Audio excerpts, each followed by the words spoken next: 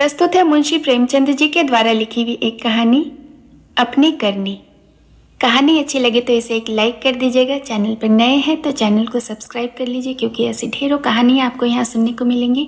और हाँ, आपके कमेंट्स हमारे लिए बहुत महत्व रखते हैं। तो आइए कहानी का आनंद लेते हैं। अभागा मैं, मेरे कर्मों के फल ने आज यह दिन दिखाए कि अपमान भी मेरे ऊपर हंसता है, और यह सब मैंने अपने हाथों से किया। शैतान के सिर इल्जाम क्यों दूं? किस्मत को खरी खोटी क्यों सुनाऊं? होनी को क्यों रोऊं? जो कुछ किया मैंने जानते और बूझते हुए किया। अभी 1 साल गुजरा जब मैं भाग्यशाली था, प्रतिष्ठित था और समृद्धि मेरी चेरी थी। दुनिया की नेमतें मेरे सामने हाथ बांधे खड़ी थी, लेकिन आज बदनामी और कंगाली और शर्मिंदगी मेरी दुर्दशा पर आंसू बहाती है। मैं ऊंचे खानदान का बहुत पढ़ा लिखा आदमी था। फारसी का मुल्ला, संस्कृत का पंडित, अंग्रेजी का ग्रेजुएट। अपने मुंह मियाँ मिट्ठू क्यों बनूं? लेकिन रूप भी मुझको खूब मिला था, इतना कि दूसरे मुझसे ईर्ष्या कर सकते थे। गरज एक इंसान को खुशी के साथ जिंदगी बसर करने के लिए जितनी अच्छी चीजों की जरूरत हो सकती है, वह सब मुझे हासिल थी। सेहत का यह हाल कि मुझे कभी सिर दर्द की भी शिकायत नहीं हुई। फिटन की सैर, दरिया की दिलफरेबियां, पहाड़ के सुंदर दृश्य, उन खुशियों का जिक्र ही तकलीफ देह है। क्या मजे की जिंदगी थी। आह, यहां तो अपना दर्द दिल सुना सकता हूं, लेकिन इसके आगे फिर होठों पर खामोशी की मुहर लगी हुई है। एक सती साध्वी पति प्राणा स्त्री और 2 गुलाब के फूल से बच्चे, इंसान के लिए जिन खुशियों, आरजुओं, हौसलों और दिलफरेबियों का खजाना हो सकते हैं, वह सब मुझे प्राप्त था। मैं इस योग्य नहीं कि उस पतित्र स्त्री का नाम अपनी जबान पर लाऊं। मैं इस योग्य नहीं कि अपने को उन लड़कों का बाप कह सकूं। मगर नसीब का कुछ ऐसा खेल था कि मैंने उस बहिश्ती नेमतों की कद्र न की। जिस औरत ने मेरे हुक्म और अपनी इच्छा में कभी कोई भेद नहीं किया, जो मेरी सारी बुराइयों के बावजूद कभी शिकायत का एक हर्फ जबान पर नहीं लाई, जिसका गुस्सा कभी आंखों के आगे बढ़ने नहीं पाया। गुस्सा क्या था? कुआर की बरखा थी। 2-4 हल्की हल्की बूंदें पड़ी और फिर आसमान साफ हो गया। अपनी दीवानगी के नशे में मैंने उस देवी की कद्र न की। मैंने उसे जलाया, रुलाया, तड़पाया। मैंने उसके साथ दगा की। आह, जब मैं 2-2 बजे रात को लौटता था तो मुझे कैसे कैसे बहाने सूझते थे। नित नए हीले गढ़ता था। शायद विद्यार्थी जीवन में भी बुद्धि इतनी प्रखर न थी। और क्या उस क्षमा की देवी को मेरी बातों पर यकीन आता था? वह भोली थी मगर नादान न थी। मेरी खुमार भरी आंखें और मेरे उथले भाव और मेरे झूठे प्रेम प्रदर्शन का रहस्य क्या उससे छिपा रह सकता था? लेकिन उसके रग रग में शराफत भरी हुई थी। कोई कमी ना ख्याल उसकी जबान पर आ ही नहीं सकता था। वह उन बातों का जिक्र करके या अपने संदेहों को खुलेआम दिखाकर हमारे पवित्र संबंध में खिंचाव या बदमजगी पैदा करना बहुत अनुचित समझती थी। मुझे उसके विचार उसके माथे पर लिखे हुए मालूम होते थे। उन बदमजगियों के मुकाबले उसे जलना और रोना ज्यादा पसंद था। शायद वह समझती थी कि मेरा नशा खुद ब खुद उतर जाएगा। काश उस शराफत के बदले मेरे स्वभाव में कुछ ओछापन, कुछ अनुदारता भी होती। काश वह अपने अधिकारों को अपने हाथ में रखना जानती। काश वह इतनी सीधी न होती। काश वह अपने मन के भावों को छिपाने में इतनी कुशल न होती। काश वह इतनी मक्कार न होती। लेकिन मेरी मक्कारी और उसकी मक्कारी में कितना अंतर था। मेरी मक्कारी हरामकारी थी और उसकी मक्कारी आत्म बलिदानी। एक रोज मैं अपने काम से फुर्सत पाकर शाम के वक्त मनोरंजन के लिए आनंद वाटिका में पहुंचा और संगमरमर के हौज पर बैठकर मछलियों का तमाशा देखने लगा। एकाएक निगाह ऊपर उठी तो मैंने एक औरत को बेल की झाड़ियों में फूल चुनते हुए देखा। उसके कपड़े मैले थे और जवानी की ताजगी और गर्व को छोड़कर उसके चेहरे में ऐसी कोई खास बात न थी। उसने मेरी तरफ आंखें उठाई और फिर फूल चुनने में लग गई, गोया उसने कुछ देखा ही नहीं। उसके इस अंदाज ने, चाहे वह उसकी सरलता ही क्यों न हो, मेरी भावना को और भी उद्दीप्त कर दिया। मेरे लिए यह नई बात थी कि कोई औरत इस तरह से देखे जैसे उसने देखा ही नहीं। मैं उठा और धीरे धीरे कभी जमीन और कभी आसमान की तरफ ताकते हुए बेले की झाड़ियों के पास खुद भी फूल चुनने लगा। इस ढिठाई का नतीजा यह हुआ कि वह मालिन की लड़की वहां से तेजी के साथ बाग के दूसरे हिस्से में चली गई। उस दिन से मालूम नहीं वह कौन सा आकर्षण था जो मुझे रोज शाम के वक्त आनंद वाटिका की तरफ खींच कर ले जाता था। उसे मोहब्बत हरगिज नहीं कह सकते। अगर मुझे उस वक्त, भगवान न करे, उस लड़की के बारे में कोई शोक समाचार मिलता तो शायद मेरी आंखों से आंसू भी निकलते। जोगिया धारण करने की तो चर्चा ही व्यर्थ है। मैं रोज जाता और नए नए रूप धरकर जाता, लेकिन जिस प्रकृति ने मुझे अच्छा रंग रूप दिया था उसी ने मुझे वाचालता से भी वंचित रखा था। मैं रोज जाता और रोज लौट आता, प्रेम की मंजिल में एक कदम भी आगे न बढ़ा पाता। हाँ, इतना अलबत्ता जरूर हो गया था कि उसे वह पहले से झिझक न रही। आखिर इस शांतिपूर्ण नीति को सफल न होते देख मैंने एक युक्ति सोची। एक रोज मैं अपने साथ अपने शैतान बुलडॉग टॉमी को भी लेता गया। जब शाम हो गई और वह मेरे धैर्य का नाश करने वाली फूलों से आंचल भरकर अपने घर की ओर चली, तो मैंने अपने बुलडॉग को धीरे से इशारा किया। बुलडॉग उसकी तरफ बाज की तरह झपटा। फूलमती ने एक चीख मारी, 2 कदम दौड़ी और जमीन पर गिर पड़ी। अब मैं छड़ी हिलाता बुलडॉग की तरफ गुस्से भरी आंखों से देखता और हाय हाय चिल्लाता हुआ दौड़ा और उसे जोर से 2-3 डंडे लगाए। फिर मैंने बिखरे हुए फूलों को समेटा, सहमी हुई औरत का हाथ पकड़कर बिठा दिया और बहुत लज्जित और दुखी भाव से बोला, कितना बदमाश है यह, अब इसे अपने साथ कभी न लाऊंगा। तुम्हें इसने काट तो नहीं लिया? फूलमती ने चादर से सिर को ढांकते हुए कहा, तुम ना आ जाते तो वह तो मुझे नोच ही डालता। मेरे तो जैसे मन मन भर में पैर हो गए थे। मेरा कलेजा तो अभी तक धड़क रहा है। यह तीर लक्ष्य पर बैठा। खामोशी की मुहर टूट गई। बातचीत का सिलसिला कायम हुआ। बांध में एक दरार हो जाने की देर थी, फिर तो मन की उमंगों ने खुद ब खुद काम करना शुरू कर दिया। मैंने जैसे जैसे जाल फैलाए, जैसे जैसे स्वांग रचे, वह रंगीन तबीयत के लोग खूब जानते हैं। और यह सब क्यों? मोहब्बत से नहीं, सिर्फ जरा देर दिल को खुश करने के लिए, सिर्फ उसके भरे पूरे शरीर और भोलेपन पर रीझ कर। यूं मैं बहुत नीच प्रकृति का आदमी नहीं हूं। रंग रूप में फूलमती का इंदु से मुकाबला न था। वह सुंदरता के सांचे में ढली हुई थी।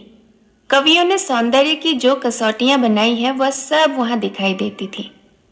लेकिन पता नहीं क्यों मैंने फूलमती की धसी हुई आंखों, फूले हुए गालों और मोटे मोटे होठों की तरफ अपने दिल का खिंचाव देखा। आना जाना बढ़ा और महीने भर भी न गुजरने पाया था कि मैं उसकी मोहब्बत की जाल में पूरी तरह से फंस गया।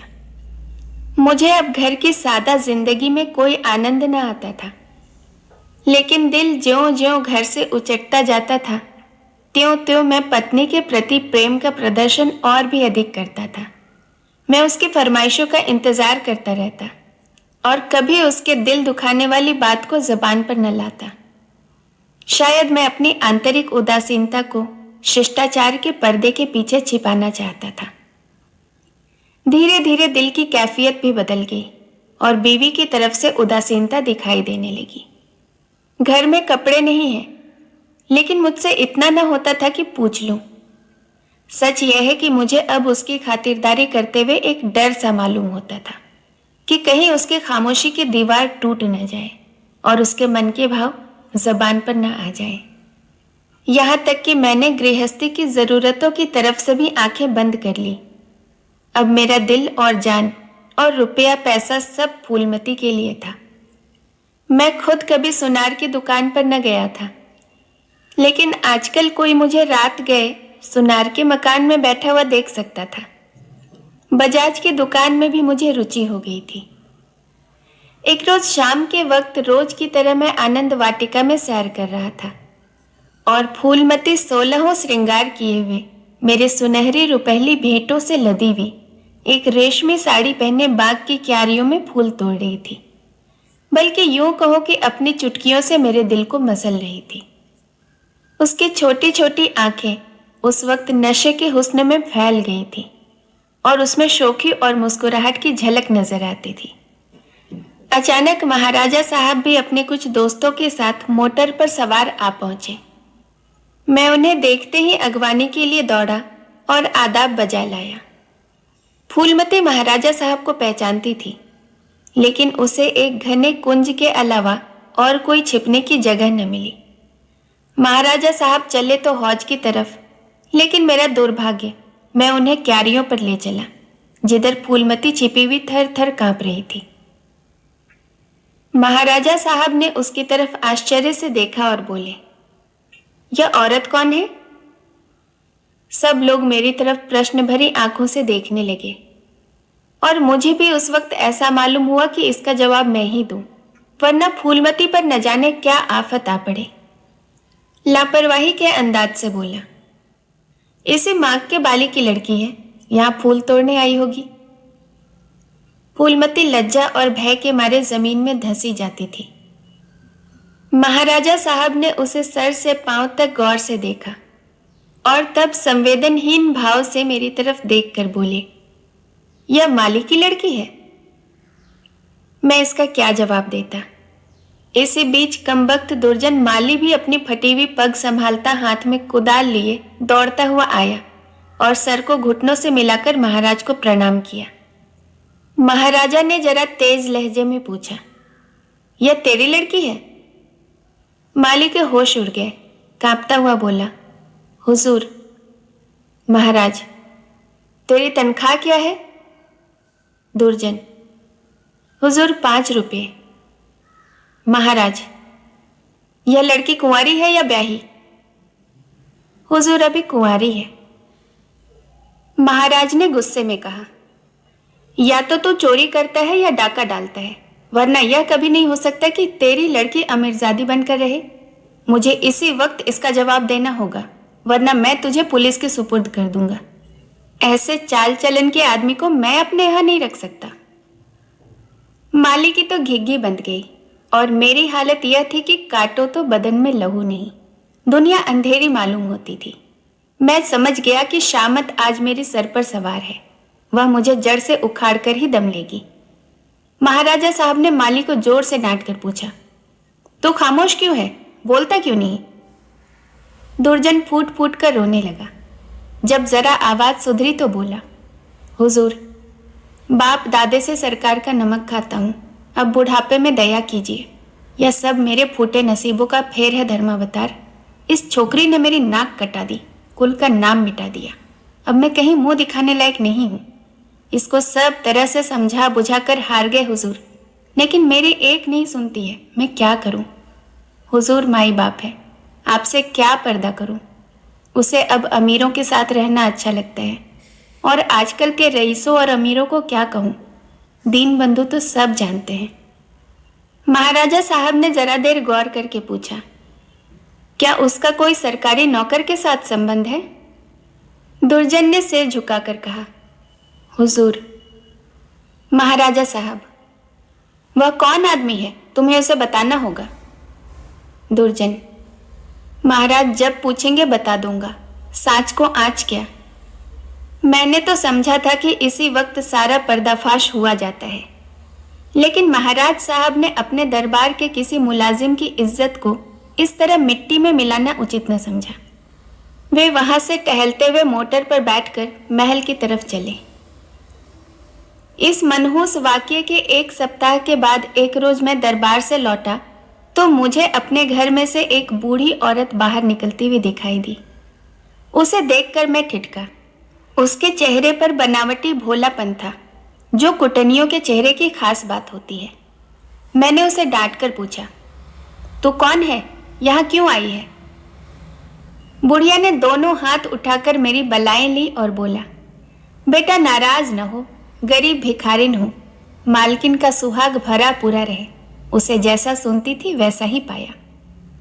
यह कहकर उसने जल्दी से कदम उठाए और बाहर चली गई। मेरे गुस्से का पारा चढ़ा। मैंने घर जाकर पूछा, यह कौन औरत थी? मेरी बीवी ने सर झुकाए हुए धीरे से जवाब दिया, क्या जानूं, कोई भिखारिन थी। मैंने कहा, भिखारनों की सूरत तो ऐसी नहीं हुआ करती, यह तो मुझे कुटनी सी नजर आती है। साफ साफ बताओ उसके यहां आने का क्या मतलब था। लेकिन बजाय इसके कि इन संदेह भरी बातों को सुनकर मेरी बीवी गर्व से सिर उठाए और मेरी तरफ उपेक्षा भरी आंखों से देखकर अपनी साफ दिली का सबूत दे, उसने सिर झुकाए हुए जवाब दिया, मैं उसके पेट में थोड़े ही बैठी थी, भीख मांगने आई थी, भीख दे दी। किसी के दिल का हाल कोई क्या जाने। उसके लहजे और अंदाज से पता चल रहा था कि वह जितना जबान से कहती है उससे ज्यादा उसके दिल में है। झूठा आरोप लगाने की कला में वह अब भी बिल्कुल कच्ची थी, वरना त्रिया चरित्र की थाह किसे मिलती है। मैं देख रहा था कि उसके हाथ पांव थरथरा रहे हैं। मैंने झटपट उसका हाथ पकड़ा और उसके सिर को ऊपर उठाकर बड़े गंभीर क्रोध से बोला, इंदु, तुम जानती हो कि मुझे तुम्हारा कितना एतबार है, लेकिन अगर तुमने इसी वक्त सारी घटना सच सच न बता दी तो मैं नहीं कह सकता कि इसका नतीजा क्या होगा। तुम्हारा ढंग बताता है कि कुछ न कुछ दाल में काला जरूर है। यह खूब समझ रखो कि मैं अपनी इज्जत को तुम्हारी और अपनी जानों से ज्यादा अजीज समझता हूँ। मेरे लिए यह डूब मरने की जगह है कि मैं अपनी बीवी से इस तरह की बातें करूं, उसकी ओर से मेरे दिल में संदेह पैदा हो। मुझे अब ज्यादा सब्र की गुंजाइश नहीं है। बोलो क्या बात है। इंदुमती मेरे पैरों पर गिर पड़ी और रोकर बोली, मेरा कसूर माफ कर दो। मैंने गरज कर कहा, वह कौन सा कसूर है? इंदुमती ने संभल कर जवाब दिया, तुम अपने दिल में इस वक्त जो ख्याल कर रहे हो उसे एक पल के लिए भी वहां न रहने दो, वरना समझ लो कि आज ही इस जिंदगी का खात्मा है। मैं सब कुछ झेलने को तैयार हूं। मेरा सर तुम्हारे पैरों पर है, तुम जिस तरह रखोगे रहूंगी। लेकिन आज मुझे मालूम हुआ कि तुम खुद जो हो वैसा ही दूसरों को समझते हो। मुझसे भूल अवश्य हुई है, लेकिन उस भूल की यह सजा नहीं कि तुम मुझ पर संदेह करो। मैंने उस औरत की बातों में आकर अपने घर का सारा चिट्ठा बयान कर दिया। मैं समझती थी कि मुझे ऐसा नहीं करना चाहिए, लेकिन कुछ तो उस औरत की हमदर्दी और मेरे अंदर की सुलगती हुई आग ने मुझसे यह भूल कर करवाया। लेकिन इसके लिए तुम जो सजा दो वह मेरे सर आंखों पर है। मेरा गुस्सा जरा धीमा हुआ। बोला, तुमने उससे क्या क्या कहा? इंदुमती ने कहा, घर का जो कुछ हाल है, तुम्हारी बेवफाई, तुम्हारी लापरवाही, तुम्हारा घर की जरूरतों की फिक्र न करना। अपनी बेवकूफ़ी का क्या कहूँ। मैंने उसे यहाँ तक कह दिया कि इधर 3 महीने से उन्होंने घर खर्च के लिए कुछ भी नहीं दिया है और इसकी चोट मेरे गहनों पर पड़ी है। तुम्हें शायद मालूम नहीं कि इन 3 महीने में मेरे 450 रुपये के जेवर बिक गए। न मालूम क्यों मैं उससे यह सब कुछ कह गई। जब इंसान का दिल जलता है तो जबान तक उसकी आंच आ ही जाती है। मगर मुझसे जो कुछ खता हुई उससे कई गुना सख्त सजा तुमने मुझे दी है। मेरा बयान लेने का भी सब्र न हुआ। खैर, तुम्हारे दिल की कैफियत मुझे मालूम हो गई। तुम्हारा दिल मेरी तरफ से साफ नहीं है।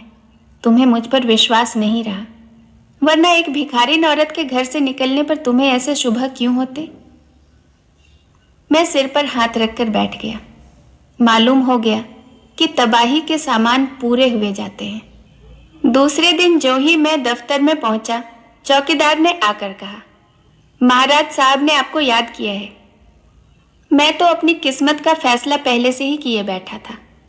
मैं खूब समझ गया कि बुढ़िया खुफिया पुलिस की कोई मुखबिर है जो मेरे घरेलू मामलों की जांच करने के लिए तैनात हुई होगी। कल उसकी रिपोर्ट आई होगी और आज मेरी तलबी है। खौफ से सहमा हुआ लेकिन दिल को किसी तरह संभाले हुए, जो कुछ सर पर पड़ेगी देखा जाएगा, अभी से क्यों जान दूं, मैं महाराज की खिदमत में पहुंचा। वह इस वक्त अपने पूजा के कमरे में अकेले बैठे हुए थे। कागजों का ढेर इधर उधर फैला हुआ था। और वह खुद किसी ख्याल में डूबे हुए थे। मुझे देखते ही वह मेरी तरफ मुखातिब हुए। उनके चेहरे पर नाराजगी के लक्षण दिखाई दिए। बोले, कुंवर श्याम सिंह, मुझे बहुत अफसोस है कि तुम्हारी बाबत मुझे जो बातें मालूम हुई है वह मुझे इस बात के लिए मजबूर करती है कि तुम्हारे साथ सख्ती का बर्ताव किया जाए। तुम मेरे पुराने वसीकादार हो और तुम्हें यह गौरव कई पीढ़ियों से प्राप्त है। तुम्हारे बुजुर्गों ने हमारे खानदान की जान लगाकर सेवाएं की हैं और उन्हीं के सिले में यह वसीका तुम्हें दिया गया था। लेकिन तुमने अपनी हरकतों से अपने को इस कृपा के योग्य नहीं रखा। तुम्हें इसलिए वसीका मिलता था कि तुम अपने खानदान की परवरिश करो, अपने लड़कों को इस योग्य बनाओ कि वह राज्य की कुछ खिदमत कर सकें, उन्हें शारीरिक और नैतिक शिक्षा दो ताकि तुम्हारी जात से रियासत की भलाई हो, न कि इसलिए कि तुम इस रुपये को बेहुदा ऐशपस्ती और हरामकारी में खर्च करो।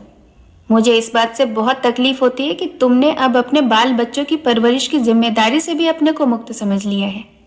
अगर तुम्हारा यही ढंग रहा तो यकीनन वसीकादारों का एक पुराना खानदान मिट जाएगा।